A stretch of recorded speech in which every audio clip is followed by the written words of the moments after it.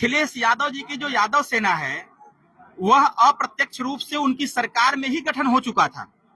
माननीय अखिलेश यादव जी जब उत्तर प्रदेश की कोई भर्ती आती थी तो सेना ही तैयार करते थे, स्वजाति सेना, उसका नाम स्वजाति सेना था।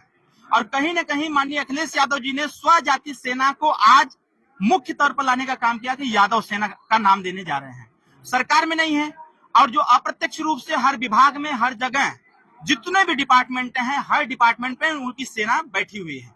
कहीं ना कहीं सरकार के काम को जो धूमिल करने का, उनके छवि को धूमिल करने का प्रयास करते हैं, वही सेना के लोग हैं, जिस सेना को माननीय अखिलेश यादव जी अब एक स्वरूप देने जा रहे हैं यादव सेना की। तो इसमें कोई बड़ी बात नहीं है।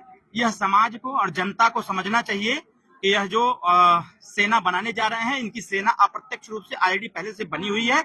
यह बस एक नाम दे रहे हैं कि यादव सेना का। अखिलेश यादव की हार नहीं मानेंगे, कार्य वक्त पे किसी कीमत पे नहीं मानेंगे। अरे उनके कहले से हो जाए, ये तो बहुत कुछ कहे। वो तो कहे 370 नहीं हम हटने देंगे, वो भी हो गया। उन्होंने बहुत सारे काम कहे थे, नहीं होने देंगे, सब कुछ हो गया। मैं एक बात नहीं समझ पाता हूँ, अखिलेश यादव जी को बोलना चाहिए जिस संविधान की आड़ में वह चुनाव जीते, जिस संविधान की आड़ में उन्होंने अपने प्रत्याशियों को चुनाव जितवाया, आज उसी संविधान को लेकर के जिस जनता ने उनको जितवाने का काम किया, उसी जनता को धोखा देने का काम कर रहे हैं। अरे भाई, आप इसकी चर्चा और चिंता क्यों नहीं कर रहे हो? चुनाव बीतने के बाद लोकसभा इतने दिन तक चला, किसी भी मीडिया में यह नहीं आया। जिस संविधान की दुहाई लोग देते थे, उस संविधान की चर्चा कभी अखिलेश यादव ने नहीं किया। अगर संविधान की चर्चा उन्होंने किया भी, तो यह बात उन्होंने क्यों नहीं बोला कि प्राथमिक विद्यालय से भारतीय संविधान का संपूर्ण अध्ययन कराना अनिवार्य किया जाए। पार्लियामेंट में एक बार उन्होंने नहीं बोला। यह गुमराह करने का प्रयास करते हैं। जिस संविधान को लेकर के उन्होंने जनता को गुमराह करके 2024 का लोकसभा चुनाव जीता, उनको तो चुल्लू भर पानी में डूब मरना चाहिए। अपने समस्त साथियों को लेकर के सदन में यह बात बोलना चाहिए था, प्रधानमंत्री के सामने यह बात, गृह मंत्री के सामने, पूरे सदन के सामने बोलना चाहिए था। तो यह जनता ताली बजाती और कहती कि जिस संविधान के नाम पर तुमने वोट लिया था, कहीं न कहीं अगर वो संविधान को पढ़ाने की बात करते तो जनता उनके साथ खड़ी रहती। लेकिन उन्होंने जनता को धोखा दिया। और मैं यह जरूर कहूंगा कि अखिलेश यादव जी धोखेबाज हैं। उनको सदन के अंदर बोलना चाहिए था कि संविधान का अध्ययन प्राथमिक विद्यालय से होना चाहिए और इसका संपूर्ण अध्ययन होना चाहिए, ताकि गरीब जनता जब संविधान पढ़ेगी, उनके बच्चे पढ़ेंगे तो अपने अधिकारों की रक्षा स्वतः कर पाएंगे। बंगाल में हिंदू पलायन कर रहे हैं, क्या कहना चाहिए? ये वहां की सरकार फेलियर है और वहां जिस प्रकार से कट्टरपंथी एक दिखाई जा रही है ममता जी के द्वारा, यह टोटली गलत है।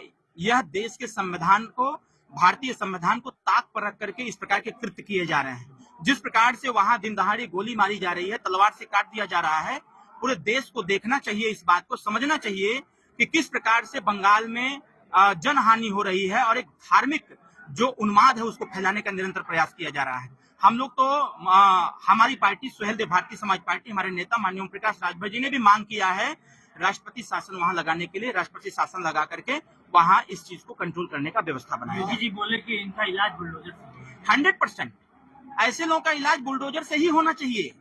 सुप्रीम कोर्ट ने कहा बुलडोजर नहीं चलेगा। सुप्रीम कोर्ट ने अभी तमाम तरह के टिप्पणी करने का प्रयास किया है वक्फ बोर्ड पर, बिल पर भी।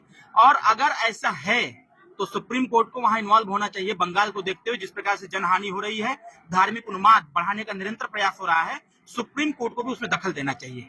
योगी जी की सरकार है और अखिलेश यादव कह रहे हैं उनको धमकी दी जा रही है गोली मारने की। अखिलेश यादव जी को धमकी दी जा रही है गोली मारने की? अखिलेश यादव जी के लोग ही दे रहे हैं धमकी। ये सब ड्रामा हो रहा है। हमारे ऊपर जब हमला हुआ था तो यही अखिलेश यादव जी हमसे कहे थे, उसमें मेरे पास कोई सिक्योरिटी नहीं थी। अखिलेश यादव जी ही कहे थे कि ओम प्रकाश राजभर तो बोलते हैं कि हमसे बड़ा गुंडा कौन है, तो उनके बेटे को नहीं डराना चाहिए। तो अखिलेश यादव जी सेना बना रहे हैं तो सिक्योरिटी की आवश्यकता है भाई? अखिलेश यादव जी यादव सेना बना रहे हैं तो उनको सिक्योरिटी कोई आवश्यकता नहीं है। जितनी सिक्योरिटी हटा लेनी चाहिए और हटा करके उनको अपनी सेना लगानी चाहिए, जो अप्रत्यक्ष रूप से अपनी सरकार, उन्होंने सेना का गठन किया हुआ है। तो अखिलेश यादव जी डरे हैं। पूरी एनडीए सरकार पूरी तन्मयता, पूरी ताकत से उनकी रक्षा सुरक्षा करना जानती है, क्योंकि एनडीए सरकार संविधान से चलती है और एनडीए सरकार संविधान के हर अनुच्छेद का पालन करती है, हर प्रावधान का पालन करती है और संविधान के ही आधार पर उनकी रक्षा भी कर रही है। इसलिए इतना भारी भरकम सुरक्षा दे रखा है ना हमारी सरकार ने। बड़ा सम्मेलन करने जा रहे हैं आप? 100% होगा। सुहेल देव भारतीय समाज पार्टी 2027 का आगाज कर रही है। मऊ में झंडा गाड़ेंगे, 2 विधानसभा सीट पर झंडा गाड़ेंगे और उसके पहले त्रिस्तरीय पंचायत चुनाव में भी झंडा गाड़ेंगे और अधिक से सीट जीतने का निरंतर हम प्रयास कहाँ लड़ेंगे चुनाव? ये कहें बताइए? समय इले पे बताइए विधानसभा में सुहेलदेव भारतीय समाज पार्टी के आज एक कार्यकर्ता बैठक थी और अपने इस मऊ जनपद के सभी जनपद के नेता, हमारे जो प्रदेश के नेता हैं, हमारे मंडल के नेता हैं, विधानसभा के नेता हैं, जिले के नेता, ब्लॉक के नेता, इसके साथ साथ जोन प्रभारी और सेक्टर प्रभारियों के हमने एक छोटी सी बैठक बुलाई थी। और इस बैठक में हम यह देखना चाहते थे कि जो हमारी सेना है वह सेना चुनाव के बाद शिथिल तो नहीं हो गई है, लेकिन आज इस बैठक में आने के बाद और कार्यकर्ताओं से बातचीत करने के बाद यह महसूस हुआ कि हमारी सेना सोई नहीं है। हमारी सेना अपने काम पर डटी हुई है और हमारी सेना इस काम को अंजाम तक पहुंचाने के लिए कटिबद्ध भी है। आज मैं बहुत खुश भी हुआ और बहुत प्रभावित हुआ अपने कार्यकर्ताओं से कि हमारे कार्यकर्ता हार नहीं मानेंगे। तो कहीं न कहीं स्वर्गीय अटल बिहारी वाजपेयी जी भी कहा करते थे कि हार नहीं मानूंगा, रार नहीं मानूंगा। तो हमारे कार्यकर्ताओं में वह कूट कूट के भरा हुआ है और हमारे कार्यकर्ताओं ने आज जो संदेश दिया कि जब तक इस सीट पर कब्जा नहीं कर लेते तब तक हम लोग चैन से बैठने वाले नहीं हैं।